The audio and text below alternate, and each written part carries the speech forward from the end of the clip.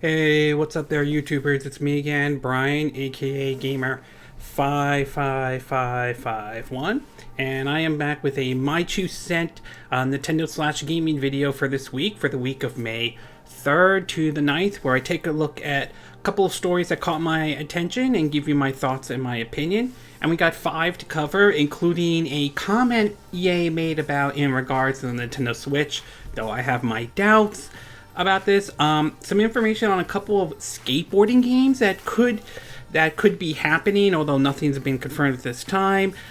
A rating for Cyberpunk 2077. It's got its rating though. Obviously it's M rated, but for also another bizarre reason why, and it's a pretty odd one.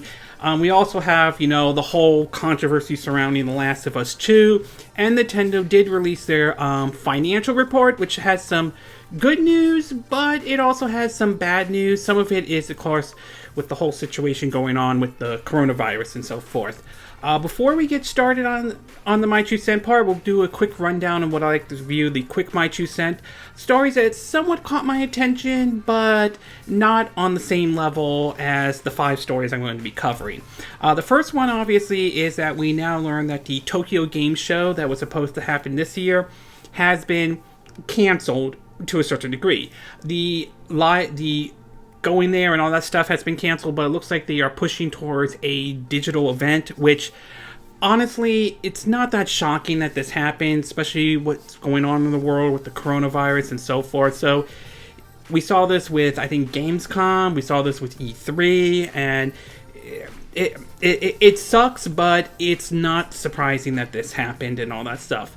And of course, Xbox held their digital event, their Xbox Series event, and well, the reaction for a lot of people have been mixed at best, as many felt the event was not showing off the gameplay as Microsoft had promised, and just showed off what looked like cinematic and teaser trailers. Same with Ubisoft's Assassin's Creed Valhalla, which was also shown, but only showed really just a cinematic trailer, and that didn't sit well with a lot of people. It's gotten downvoted a lot, though, and both, I think, Microsoft and even Ubisoft have been heavily criticized about this, and they kind of admit that they made a mistake about this, though, and all that. I think that clearly they should have done a better job communicating this and not promote this as we're going to show off gameplay and all that stuff. So not a great start for Microsoft, at least on this. Now, could they rebound from this though? Yes. They are hosting an event in July, which will show off their first-party games. Hopefully, they'll learn some lessons from this and basically focus on actual gameplay and they'll really show some gameplay. I mean, not just say we're showing gameplay and then it just turns out to be nothing more than a cinematic trailer. Same thing with Ubisoft. Not a great way to start to show off with Assassin's Creed Valhalla. We'll have to wait and see if they actually really show some real gameplay out of it. And I'm pretty sure Sony is looking at this and looking at some of the criticisms leveled at Microsoft and Ubisoft, and hopefully they are taking this into account when they actually show off, the PS5 and so forth. Hopefully we'll find out for certain, but not a great start in terms of for the Xbox Series X in terms of showing off games and all that stuff. But like I said, it is possible Microsoft could recover from this, and it's also possible that Ubisoft can recover from this as well. Okay, with the quick My 2 cent part now done, we'll get started off with our first story, and this one has to do with EA, the company that, well, everyone loves to hate. And let's be honest, EA certainly has earned that reputation, though. We've seen this in the past with the last generation, with them winning worst gaming company in America twice in a row. We saw this with SimCity. We even saw this with basically this generation. Anthem turned out to be a disaster itself. Supposedly they're trying to fix that game and all that stuff, but we haven't heard much about Anthem 2.0, and God knows if that will ever happen. Battlefield 5 got its own set of controversies as well, and now they're pretty much ending any more support for it. Same with Star Wars Battlefront 2, although that one fared much better than basically Battlefield 5, but still the whole loot box controversy. And then, of course, there's basically their so-called great partnership with Nintendo. And let's be honest, their so-called great partnership is really a joke, though. During the Wii U era, there were reports of how they wanted to have EA Origin have access to Nintendo's online structure. Nintendo said no. They got their panties tied in a knot and only released like half-ass ports like Mass Effect 3 Take Back the Earth Edition, to basically a version of Crysis was running on the Wii U, but EA canceled it though, although now we're getting it to the Nintendo Switch and so forth. And they pretty much have not supported the Nintendo Switch in any way. Their only idea of support is we're going to release a version of FIFA with just a roster update, and that's it though. And even their own investors have even come out and told them, why aren't you supporting the Nintendo Switch? Which is interesting because we hear stories about investors basically telling Nintendo, why aren't you doing online streaming or just mobile only or microtransactions and so forth. So, but let's be honest, the fact that EA hasn't really been big supporters of Nintendo or hasn't really put a lot of their games on the Switch isn't really that shocking. And honestly, I've pretty much avoided a lot of EA's games. The only exception was Jedi Fallen Order, which came out last year, but I waited about 2 months before I actually picked up that game, just to make sure that EA wasn't trying to pull anything, especially after what Activision pulled with Crash Team Racing, when after all the reviews came out, they decided to push the heavy monetization and all that stuff. Well, recently EA made an interesting comment that claims that they have multiple titles coming to the Nintendo Switch. In an article from Nintendo Life, again, links will be in the description, you can check it out though, it reads that, quote, Electronic Arts announced its EA Play live stream conference will be going all digital this year. While we've been trying not to get our hopes for any announcement related to Nintendo's beloved hybrid system, our expectations have now quickly changed. The third-party video game giant just released its fourth quarter fiscal year results, and during its conference call, the company apparently said there are multiple EA titles set to launch on the Switch this year. Yep, multiple titles. According to, and this comes from a tweet from GEMATSU, who says during its conference call, EA says info on EA Sports titles on PS5 and Xbox Series X is coming soon. Multiple EA titles set to launch on Switch this year. The article includes where do we start a request, Mass Effect trilogy, and even the fourth entry would be nice. Debatable about that one and all that. Or something like The Sims, Plants vs. Zombie, Garden Warfare, or Need for Speed, and all that stuff.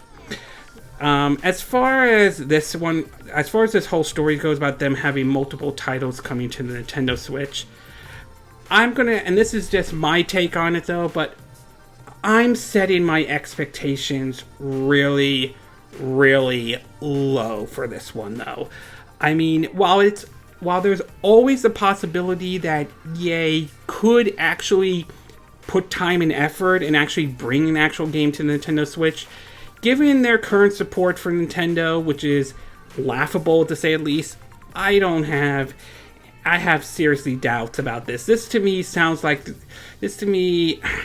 this before in the past, and all they've shown was just like FIFA, maybe a small indie title, Faye, and Unravel, but that's basically been it. That's their basic support for the Nintendo Switch. Even though there are rumors coming out claiming that the Mass Effect trilogy is coming to the Switch, although sometime later, which, if that's true, assuming that rumor is absolutely true, the question is, will it be an actual, will they fit the entire game in the cartridge? Will it be separate? Or is it going to be one of those, they just put out an empty box and then just put a download code? Or they just do a half-ass job, and when it doesn't sell well, they say, hey, we tried, but you know what? Nintendo fans don't buy our games and so forth, which is kind of interesting considering we've seen third-party games have done well on the Nintendo Switch. See Witcher 3 Wild Hunt, for example. So, and also Diablo 3 as well. So, I seriously have doubts about this. I mean, don't get me wrong, it would not be nice to see the Mass Effect trilogy come to the Switch. It would be nice to see the Dead Space trilogy come to the Switch. Sims would be nice as well. So, I mean, there are games that I think would be great for them to bring to the Nintendo Switch. But being this is EA, given their push for recurring user spending and heavy monetization and all that stuff, I just really have my doubts about this one, though. So overall, I could be wrong. It's possible EA could actually bring some titles to the Nintendo Switch, but like I said, given their so-called support for Nintendo and given their support for the Nintendo Switch, my expectations are really, really low on this one. So I have some serious doubts about this. Okay, we're going to take a quick break. When we get back, we're going to get to part 2, and this one has to do with several reports of one skateboarding game that we know that's coming, and 2 that might be in development. So we'll take a quick break, and we will be right back.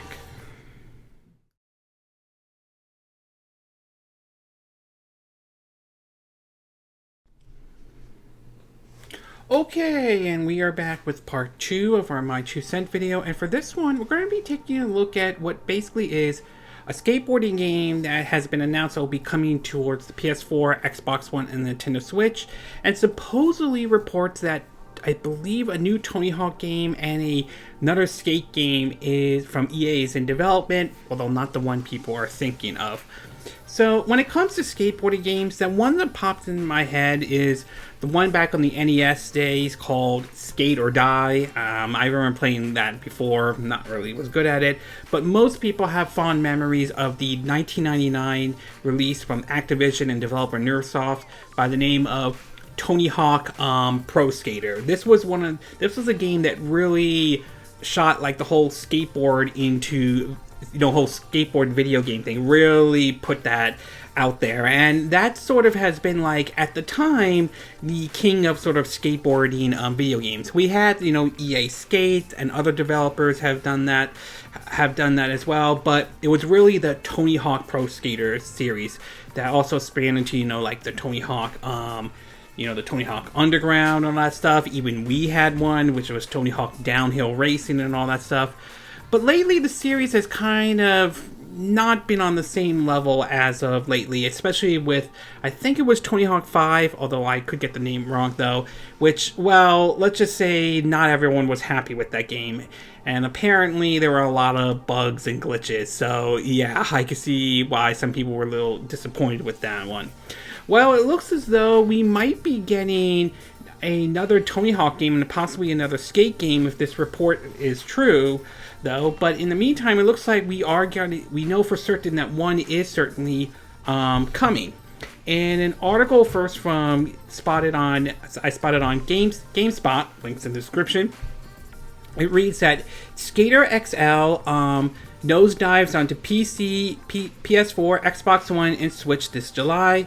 After 2 years of early access, the skateboarding game will be the first one to come to all major consoles in quite some time. The article reads, quote, "If you're in the market for a skateboarding game, you haven't exactly had an embarrassment of options, especially on consoles. That's set to change this summer when the well-regarded PC skating game, Skater XL, will come to PC, PS4, Nintendo Switch, and Xbox One on July 7th as a digital release. Additionally, there will be a physical copy of the PS4 and Xbox One version of the game. No word about in regards if the Switch is getting a physical version or not, as far as I'm aware of. It says, quote, like its fellow PC early access rival Session, Skater XL falls closer to the seamless side of things as embroiled in the long dormant Skate series rather than the arcade action of the Gene pioneered Tony Hawk Pro Skater.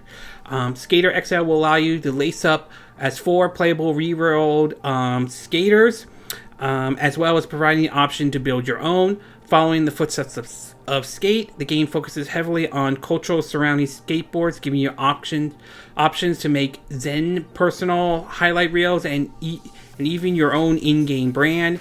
It also includes re-roll skating brands, including New Balance, eJoy, EN, JOI and Grizzly. While Skater XL might serve as a stopgap, diehard fans are still pushing for a Skater 4. EA hasn't abandoned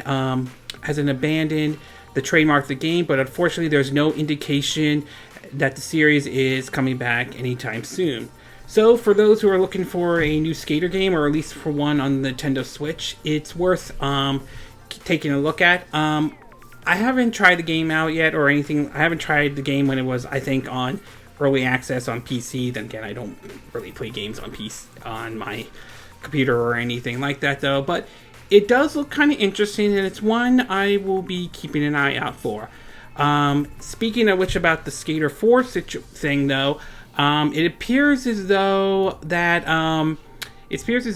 if that a skate game or a skate game is coming from EA. I meant to say Skate 4, not Skater 4 though, but not in the version that people were hoping for. And if what this report is true though, you might be in for a disappointment, as the report claims that it looks like it's going to do a mobile version of Skate 3, you know, like on your phone and tablet.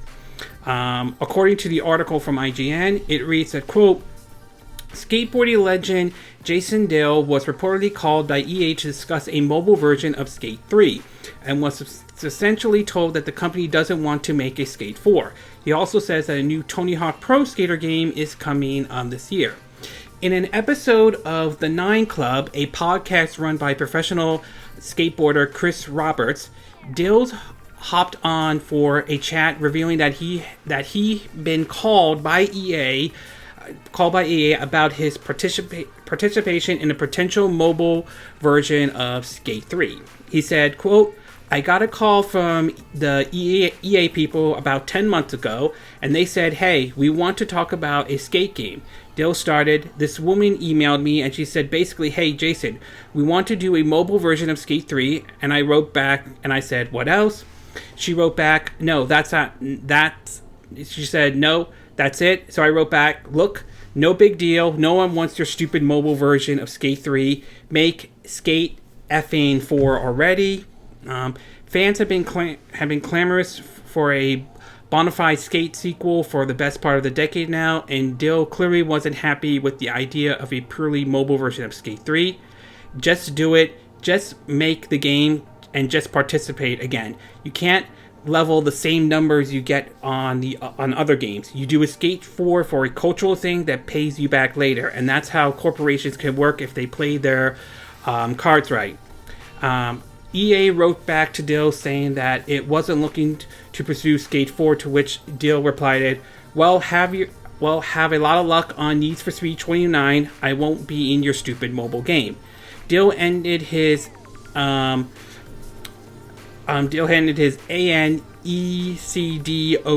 by making reference to Atiba Jefferson, who appeared in Skate 3. He's ATIBA, if I'm saying this right. He said, if Jefferson agrees, tell him I'm going to call him. Don't do it. Close out the conversation. Dill added, I think the Skate team and EA has done themselves a big disservice by not actually trying.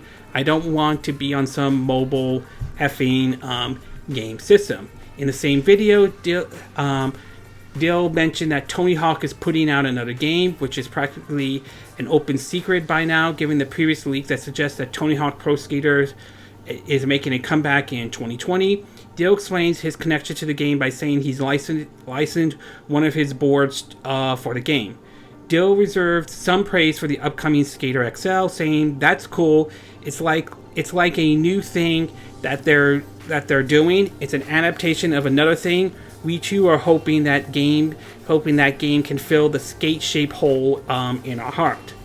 Now, I'm not a skater or got into the whole skateboarding thing and all that stuff, but if what he's saying is true, in regards of the mobile version of Skate 3 and Tony Hawk Pro Skater 2, I would say good for him for rejecting this. I think it's really sad how EA is pushing to, that recurring user spending and monetization and like that.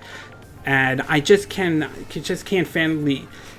see how a mobile version of Skate 3 is going to be in terms of, monetization and so forth. And yeah, I mean, a lot of people there are people out there that want to see like a Skate 4, not this mobile version of Skate 3. I mean, remember what happened with Dungeon Keeper? Remember what EA did with that one?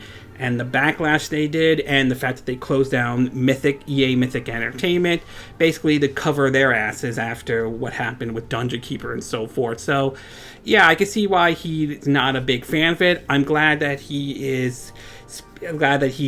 rejected this if what he is saying is true. As far as a Tony Hawk game, well, it's going to be interesting if this is true or anything like that. The Activision, well, let's just say they don't have exactly the greatest reputation and all that stuff. The last Tony Hawk game, as we are probably aware of, exactly didn't sit well with everybody. So if Activision's really serious about bringing another Tony Hawk game back, hopefully they've learned some lessons and try to put out an actually good title for once. We'll have to wait and see, but right now, hopefully they've learned their lessons from it, though. As for whether this game is coming to the Nintendo Switch or not, again, we don't know for certain on that one as well. I'm sure there are those who would like to see a Tony Hawk game come to Nintendo Switch, but we'll have to wait and see. So overall, if, like I said, if what he's saying is true, great that he rejected great that he turned down EA's want him for the mobile version of Skate 3 and all that stuff. We'll have to wait and see if the Tony Hawk rumor is true. Hopefully this time they've learned their lesson. And if you want your skateboarding video game fix, right now, consider taking a look at Skater XL when that comes to the PS4, PC, Xbox One, and of course the Nintendo Switch. Okay, we're going to take a quick break. When we get back, we're going to get to part 3, and this one has to do with Cyberpunk 2077 in terms of getting its rating and some sort of odd feature that they've added into it might be one of the reasons why it got a M-rated, at least here in the US. So we'll take a quick break, and we will be right back.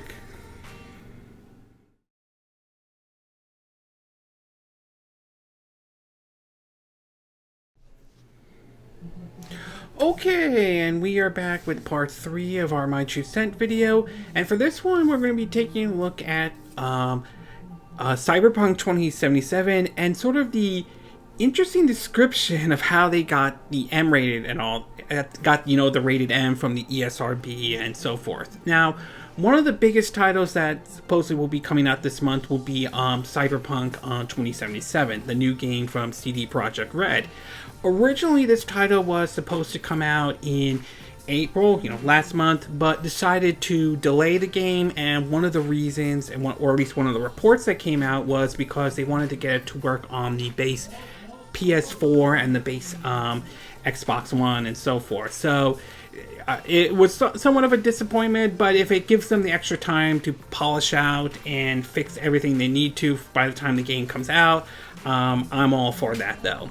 Now, as far as its rating goes, it's really, to me, not a shock or surprise that this game is going to got it like an M rated and all that stuff. I mean, after all, Witcher 3 Wild Hunt was an M rated game, and that certainly wasn't surprising indeed. But the reason why, I just think it's just weird and bizarre and all that stuff.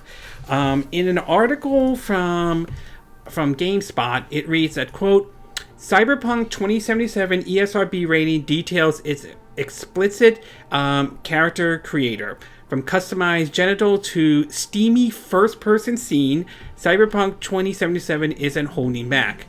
According to, as the article reads, given CD Projekt Red's past work with The Witcher and its sequel, it should come to no surprise that the studio is continuing to push the limits of the ratings board with its latest game, Cyberpunk 2077.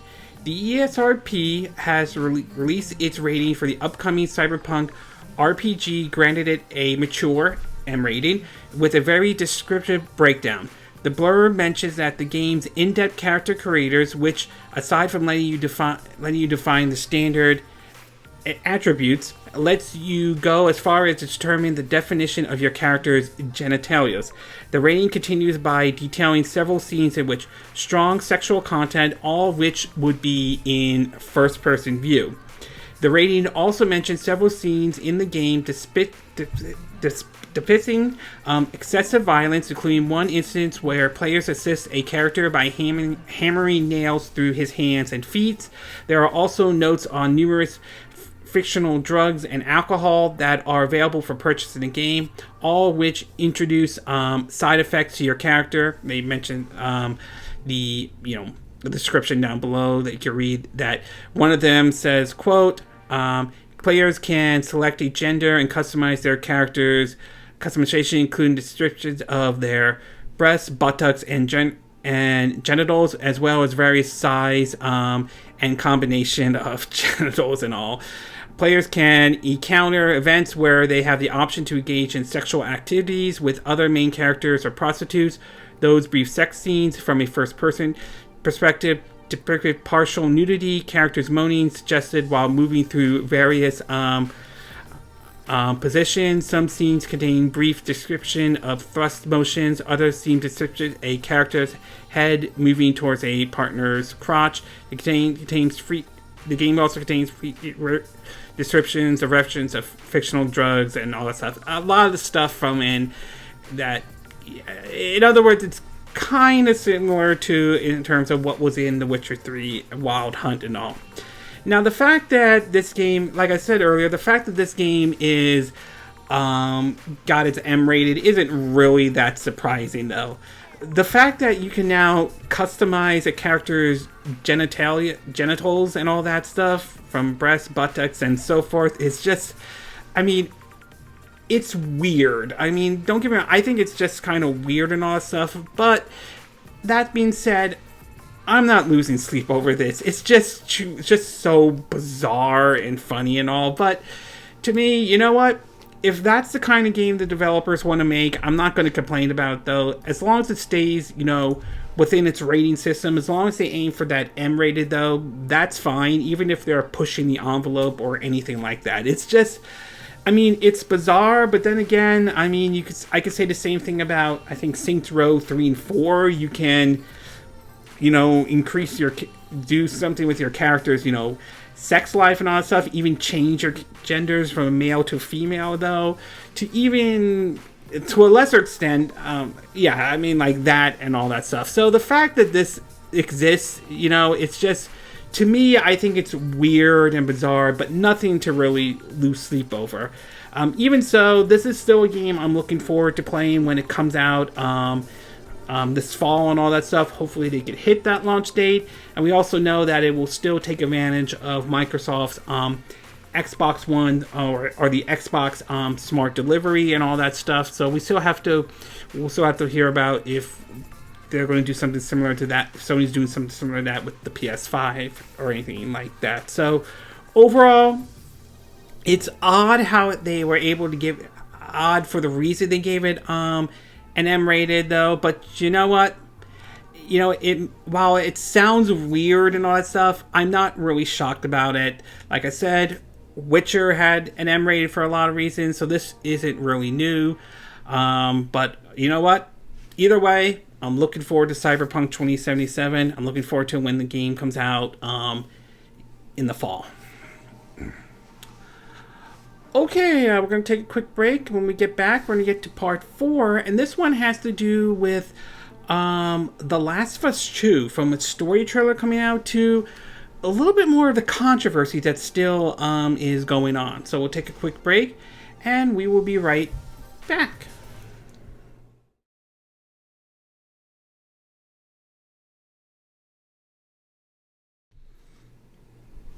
Okay, and we are back with part 4 of our My True Scent video, and for this one, we're going to be taking a look at The Last of Us 2. Now, I'm sure most of you are aware, The Last of Us 2 has been on the gaming news a lot, and not for all the good reasons. As some of you are aware, Someone leaked a lot of spoilers and a lot of information about The Last of Us 2, and some fans have taken to their response of being disappointed of how the story was written and all that stuff. This led to Sony making some response to this one. There have been reports of Sony filing copyright strikes against YouTubers or certain YouTubers that talk about The Last of Us 2, to even going as far as disabling the likes or dislikes and comment section, I believe the comment section of their trailer. From an article from Game Revolution, it reads, quote, "The Last of Us 2 story trailer has finally arrived, but there's a catch. The PlayStation YouTube channel has disabled comments and disabled likes and dislikes, presumably to prevent anyone from exposing any of The Last of Us 2 spoilers. If you haven't been keeping up with The Last of Us 2, it's been pretty much rough sailing for Naughty Dog. First, the game was delayed to sometime in early 2020 last year. Then the ongoing pandemic caused the game to be delayed yet again this year. Delays can happen, but it was The Last of Us 2 spoilers being leaked that was probably the worst of all for both companies. A good chunk of gameplay and various cutscenes that reveal important story elements had popped up online, reportedly released to the internet by hackers. Now the Last of Us 2 story trailer has finally been revealed. Game trailers are the perfect time for developers and publishers to build community engagement, but that's not going to happen this time around. Sony has made a decision to disable the YouTube comments and turn off likes and dislike. The official PlayStation YouTube channel hasn't taken this measure with any of its other videos. All previously uploaded content that allows users to comment, like, and dislike as usual. However, considering that the internet is currently awash with individuals looking to spoil the game for others, it's unsurprising that PlayStation had looked to prevent that from happening in its own YouTube channel. The ratio of likes and dislikes is certainly something that the developers and publishers want to keep an eye on, given the virtuous VITRIOLIC reaction to the spoilers thus far. For instance, Neil Druckmann, DRUKMANNS, inconsiderately announced that the game has gone gold, receiving 68,000 dislikes compared to 23,000 likes, with The Last of Us 2 courting controversy before it's even released. As such, a comment section filled with spoilers and potentially large amount of dislikes over likes is perhaps just too great of a risk to take for a game that's already in a Paris launch situation. So obviously, the controversy has really grown and has certainly not had sat very well with everyone. Some people just don't like where the game is going. Some people don't like how Sony and Naughty Dog has responded to the situation. Indeed. Yet, despite all of what's been going on, it seems another report from VG27 seems to be reporting that apparently right now, at least on Amazon though, the game seems to be doing very well, at least. According to what VG247 is saying, it says, despite leaks, The Last of Us Part 2 is an Amazon bestseller worldwide. According to the article, it reads, The Last of Us Part 2 is topping the charts over a month before its release. Despite the recent leak and all the controversy they caused, The Last of Us Part 2 remains a very popular game, at least judging by how highly it's been ranked on Amazon's top seller list. Gaming Root found that The Last of Us Part 2 is at or near the top of Amazon's best-selling PS4 games listed across a number of different countries, including the US, UK, and France. Amazon Canada and even Amazon Japan also showed a similar spot on their top seller list. This is all for the physical version, of course, which speaks volume about the people willing to take a bit of a gamble and not go entirely digital. The game may yet end up topping the PlayStation Store chart when those are revealed at the end of the month. It's hard to estimate how much, if all, the negative reaction on the leak has impacted sales, but I'm sure Sony would be monitoring these numbers very closely. They also mentioned that if you plan to get the game, be sure to clear out about 100 gigabytes of space on your console hard drive. So if what the VG247 is true and the game is topping the Amazon charts, at least for now, it does make you kind of wonder to a certain degree, will this controversy have really any impact when The Last of Us Part 2 comes out? I mean, I remember last year we had a whole lot of controversy with Pokemon Sword and Shield, maybe not on the same level as The Last of Us 2, but still, not everyone was happy, from many accused of used assets to the visuals and all that stuff. Yet, despite some of the controversy surrounding it, it doesn't seem that had really any impact on Pokemon Sword and Shield, as that game went on and did very well, indeed. So, hearing, if, like I said, if this is true, that it's doing very well on Amazon, it does make you kind of wonder to a certain degree, though, whether, despite all the controversy going around with The Last of Us Part 2, if that really going to have any impact on the sales numbers at all. We'll have to find out. We'll have to wait and see once the game comes out to see how well the game does. But overall, this controversy that's surrounding The Last of Us Part 2 is, I would say, for me, certainly interesting, though. But the real thing is going to be when the game does finally come out, and how well and what the sales numbers are, and whether or not the controversy did have an impact and hurt this game, or if the controversy had no impact on Last of Us Part 2 and the game did very well indeed. So we'll have to wait and see. But this controversy certainly is, in my view, certainly is interesting. Okay, we're going to take a quick break. When we get back, we're going to get to part 5, and this one has to do with Nintendo releasing some information on their financial information in terms of the Switch and so forth, from the systems to Animal Crossing New Horizon, to what they might be doing, or what the Switch could be facing if the whole situation with the coronavirus continues. So we'll take a quick break, and we will be right back.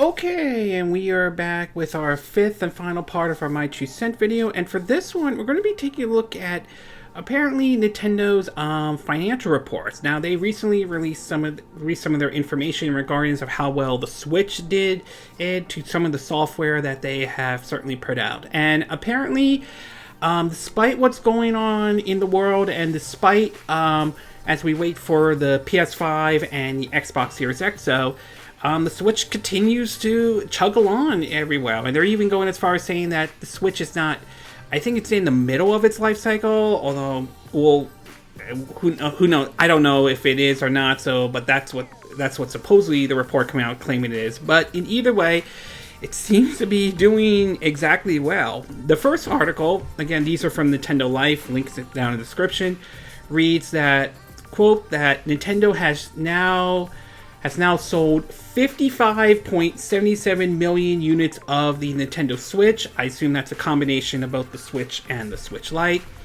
It reads that, quote, Nintendo's fiscal year earnings release is finally in our hands, with updated sales figures for its game, consoles, and more. The report reveals that the Nintendo Switch family of systems sold 21.03 million units last year, putting the console worldwide lifetime total to 55.77 million. Those 21.3 million sales cover the 1st of April 2019 to March 31st, 2020, meaning that Switch hardware sales were up by an impressive 24.0% year on year. The total number, of course, boasts this year by the launch of the Switch Lite, which first hit the market in September. Switch Lite accounts for 6.19 million of the family's 55.77 million sales. Software sales total 168.72 million units this year, which is an even more impressive 42.3% increase on a year-on-year basis. Animal Crossing New Horizons saw potentially strong early success, although all the Switch top 10 best-selling games saw a jump in sales.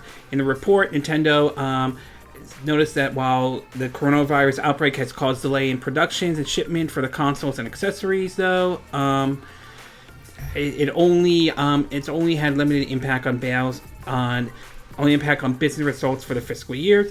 As far as where the hardware sales and software sales for the Nintendo Switch, right now it's below the NES, which is at 61.91 hardware sales, and the Wii, the original Wii, which is at 101.63 million those. But it's certainly above the Super NES, N64, GameCube, and Wii U.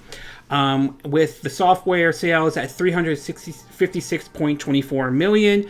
Under NES is 500.1 million, and the Wii's 921.69 million in terms of software sales.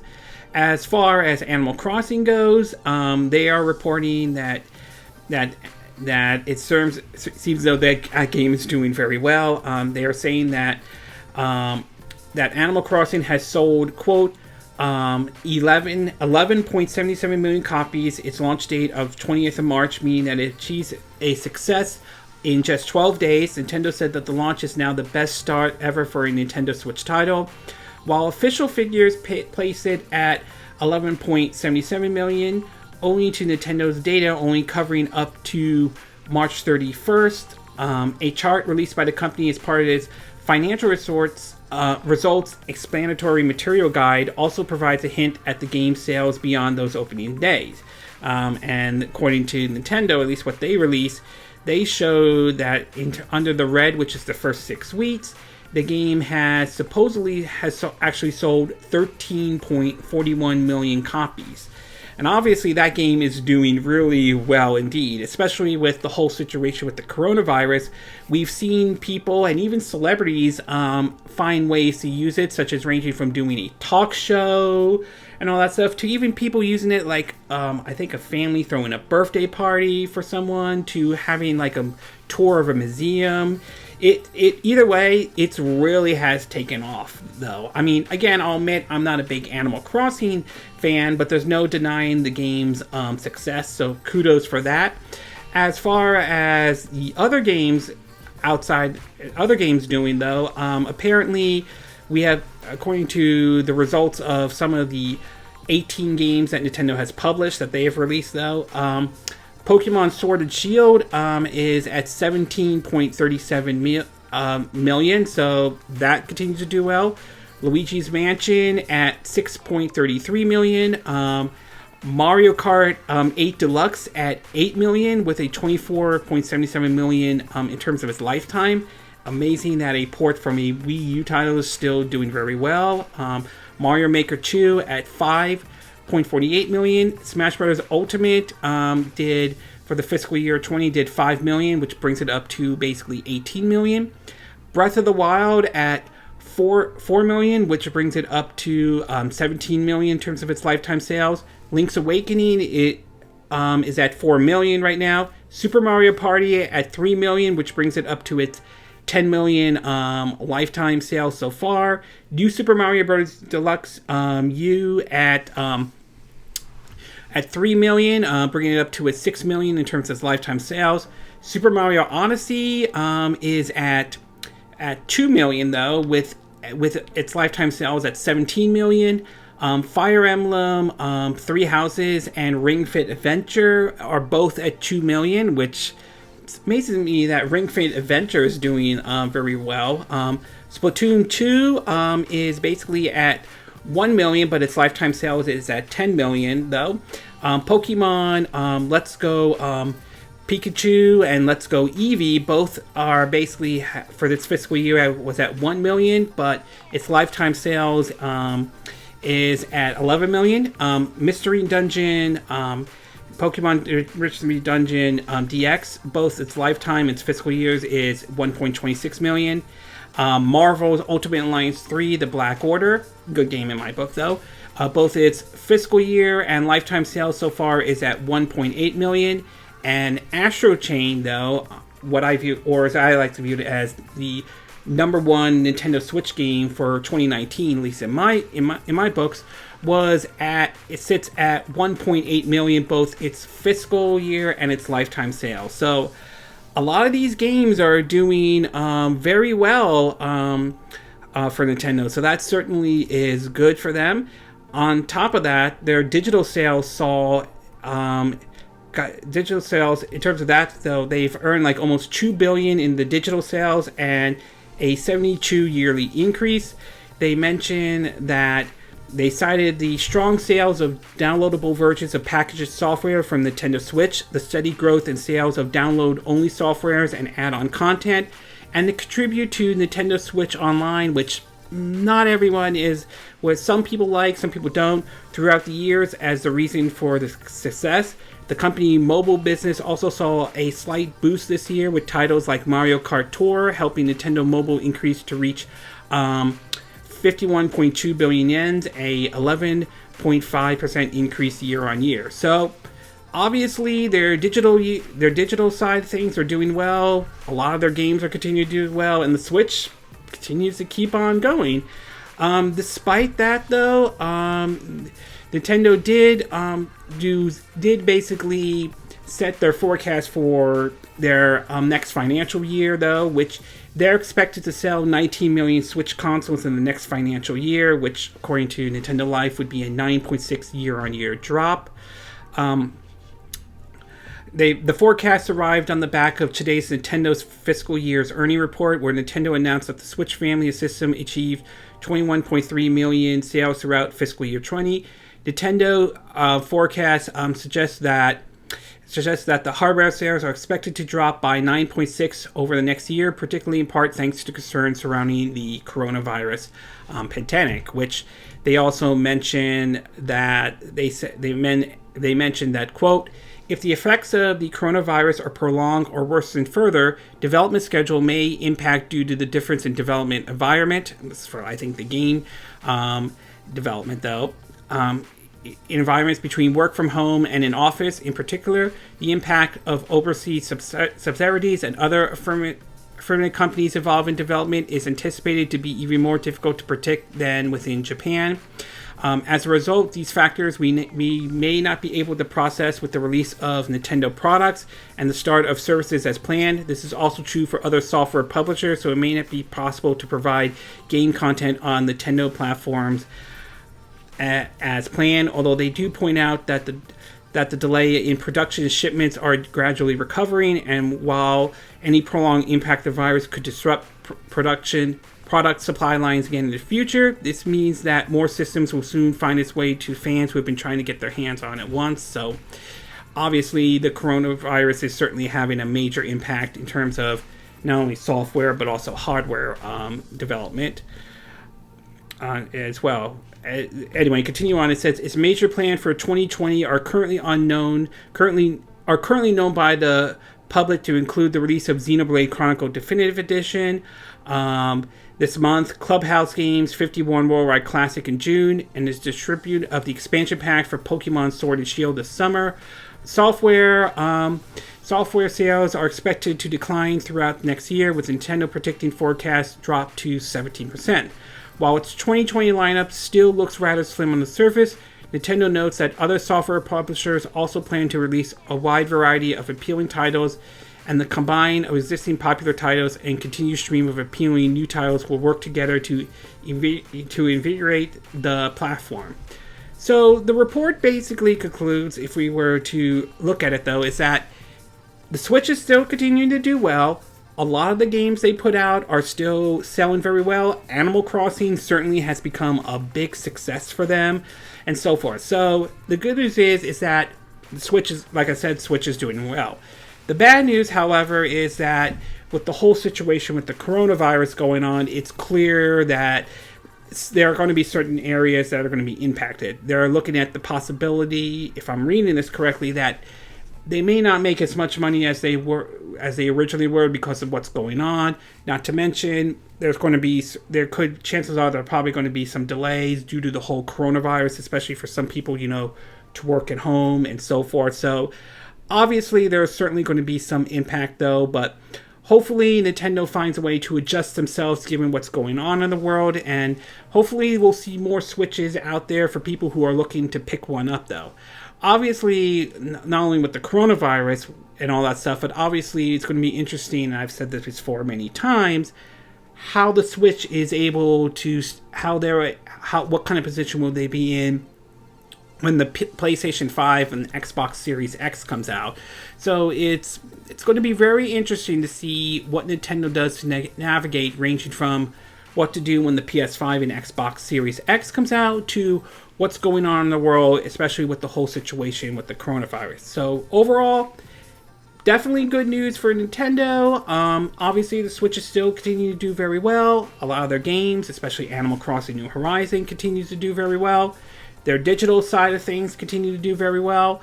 But there is a good chance they may see a decline because of the whole situation with the coronavirus and so forth. So the future is not completely murky, but because of the coronavirus, somewhat uncertain. But it looks like right now, Nintendo, for the moment, Nintendo is certainly on solid grounds, and the Switch is still continuing to do very well indeed. Okay, this concludes my 2 cent video for this week. And again, these are my opinion. What are yours? What are your thoughts about EA claiming to have multiple titles that they are in development for the Nintendo Switch? Do you believe what EA is saying? Do you think they have multiple titles? Or do you feel that this is just nothing more smoke and mirrors? Smoke and mirrors, I'm sorry to say that. Do you have your expectations high on it? Or are you like me with your expectations really low? What are your thoughts about this Skater XL coming to the Nintendo Switch along with the PS4, Xbox One, and PC? Is this a title you're looking forward to trying out? Is this the skateboarding game you were looking forward to playing? And what are your thoughts about the possibility of a new Tony Hawk game? Are you looking forward to that, or were you burned out from the last Tony Hawk game and that sort of turned you off about it? And what are your thoughts about what this skateboarder said about a mobile version of Skate 3? Do you think he's right about what he said? Do you think he's wrong? Do you think EA should have done a Skate 4 instead? What are your thoughts about Cyberpunk 2077? Were you surprised that it got its M rating, or are you really not surprised at all? And do you think, and the whole character customization that on the reason why it got the M rated, do you think it's weird and bizarre, or you're thinking like it's nothing new?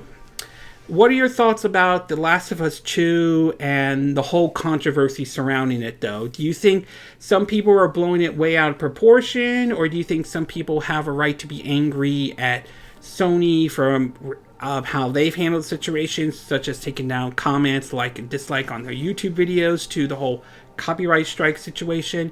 And do you think this controversy will impact the game's release? Do you think it will make the game be a flop, or do you think the controversy will have no impact and you think the game will do well in terms of sales wise? And what are your thoughts about Nintendo's financial report? Are you happy with how things are going with Nintendo? Are you glad that the Switch is still continuing to do very well? Are you enjoying Animal Crossing New Horizon? Are you happy that game is doing very well, along with other titles that are doing very well? Do you believe that the coronavirus situation could mean that do you agree that the coronavirus situation means that there are going to be possibly a decline in sales when Nintendo does their next financial report, though? Or do you think that's not going to have any impact at all? And do you think there's going to be an impact on the Switch once the PS5 and the Xbox Series X come out? Do you think it will have a negative impact, or do you think it will have no impact at all? Do you agree with what I said in this video? Do you disagree? Do you have a difference of opinion?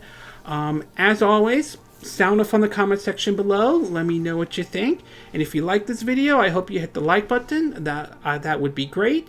And I hope you do subscribe to my YouTube channel. If you do, make sure you hit the bell icon for notifications of any new videos I put up.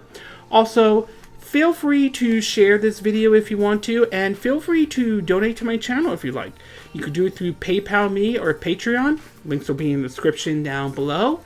And I will see you again next time when I do another video. Hopefully that will be soon. until then, from Southern California, I wish you all a good day then. Bye!